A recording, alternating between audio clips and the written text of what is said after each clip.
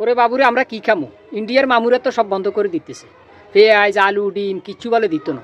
আগামী সোমবার ধরে বর্ডার ব্লক করব। ইসকন নেতার মুক্তি যদি না দেয় তারা বর্ডার ব্লক করে দিব, আমদানি রপ্তানি ব্লক করে দিব। এবার আমরা করে কই বিগত 15 বছর স্বৈরাচারের আমলে সবচাইতে বেশি ক্ষতিগ্রস্ত কে হয়েছে? আলেম ওলামারা। আর সবচাইতে বেশি ডেভেলপ কে হয়েছে? ইসকন সনাতন ধর্মের লোকেরা। এবার বুঝেন স্বৈরাচার কার পক্ষে ছিল কার বিপক্ষে ছিল। আর সেই স্বৈরাচার এখন কোথায়? ইন্ডিয়ায়। ওইখান থেকে কলকাঠি নাড়তেছে, হ্যাঁ, স্বৈরাচারের দোসররা। আর বাংলাদেশে একটা বিশৃঙ্খলা সৃষ্টি করতেছে। আমরা হেগো মন্দির পাহারা দিছি আর হেতারা আঙ্গ মসজিদ ভাঙে। হেতাকে ইসকন নেতা গ্রেপ্তার হয়েছে, হেতারা হিড়ি কোপাই আমাদের একটা মুসলমান উকিল মারি ফেলাইছে।